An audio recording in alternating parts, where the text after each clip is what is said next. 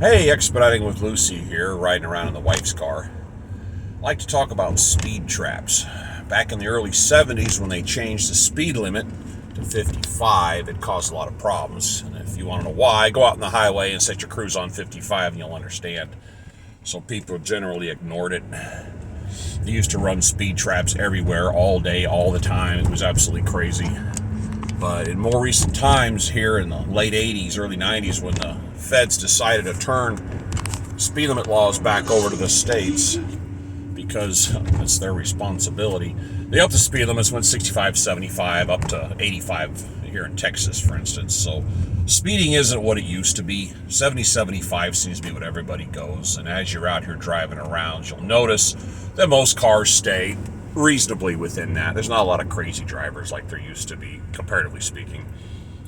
But you still have to have your eyes and your ears open because they do run speed traps, but they're very more concentrated. They're a little more specific how they do it. And one of the places you're going to see them is in construction zones where it says, speed limit 45 or something, and there's really no reason to slow down to 45. And generally speaking, nobody does. They just go as fast as, that's what they've been going. So they like to haunt those locations. Also on long bridges, and that's a thing here in like in Louisiana on I-10, you'll be driving along and there's these huge long bridges over the swamp, and there's obviously nowhere for a cop to hide under those conditions, so people have a tendency to kick it up. But when you come off the end of the bridge, the road drops and they sit right there. So they always sit at the end of those bridges. That's a real common thing, over a blind bridge or a blind hill. And also the most common place you're going to bump into speed traps is when you get off the interstate and you're driving on secondary roads and you come into a town and the speed limit goes 65, 55, 45 as you're coming in town, and legally you need to be at that speed before you cross the sign as it goes down. And people take their foot off the gas. Some people drag on a little further and let their car wind itself down, and they sit there and they know that. And it's kind of annoying, but that's one of their favorite places, little towns. This is, big money maker for them. And the two things electronically you can do to defend yourself against speeding tickets, one is a radar detector, and the other is an app that's free called Waze. It's a good navigation app, but it also tags police, and you can tag police. You can agree that they're still there. You can say no, they're not. It's kind of a good system to use. Waze, W-A-Z-E, a very vital navigation tool. It's very much up to date because it's updated by users. It also gets you the most efficient way to get places, but it tags police cars, and that's a good thing. Now, if you run radar, it's a little more complicated. It isn't like they advertise where you buy a radar detector, you plug it in, and you're golden. It's not like that. There are three bands of police radar in the United States. There is X, K, and KA band. X band is the original from the 1970s. It's also the one on doors at businesses and stuff.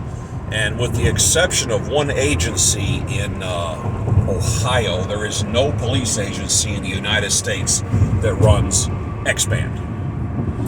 K-band was the first dedicated police radar frequency to use.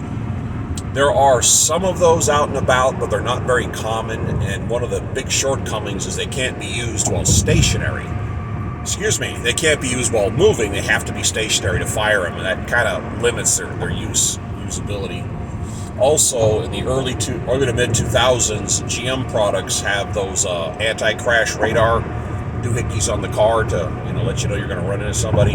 Those run on K-band. So you're driving down the road on K and it's just going bing, bing, bing, bing, bing. It's annoying. So what you need to focus on is KA band. And the way to do that is to buy a radar. It doesn't have to be expensive. Just don't buy the throwaway model. And it has to be programmable because you need to turn off X and K and just leave KA because that's your threat out there. I personally, in my van, I run a Cobra RAD, R-A-D 350. And I've got one in my wife's car, and I've got one in the van, and it works wonderful. I mean, I have no complaints. It stays quiet. If you just buy a cheap radar or a non-programmable radar and plug it in, that thing is going to squawk and squalor constantly. It's just going to beep, beep, beep all the time, and you'll just learn to ignore it. Because again, the X-band's going to go off because everything is transmitting X-band, and the cars around you are kicking out K. So it's just annoying. So just have it on KA band, and that's the one you need to worry about. But get a programmable system. I don't really speed. I mean, you don't want to speed in a big van anyway. But you're the aerodynamics of it. You're tearing up your fuel mileage, and it's just there's no point to it. But it's just nice to know what's going on. When they're creeping around, you want to know. So run Waze and run radar, and you're pretty safe. And I told you in an earlier video, I got pulled over for going 52 in a 50, and he was banging away on radar in a small town. I knew he was there, and I was slowed down. He pulled me over because he wanted to get in my business. It had nothing to do with speeding. He started playing 20 questions, and well, I wasn't much for answering questions, so we didn't get very far. But that's all that was about. So I'm just telling you that to save you a hassle. And it's a driving aid. It doesn't give you a green light to drive like a maniac running radar and or Waze, but it is helpful. It's helpful for your job, and like I said, it'll keep you on your toes. And that's it for today. Running down to a doctor's appointment. This is Expedite with Lucy. I'm out.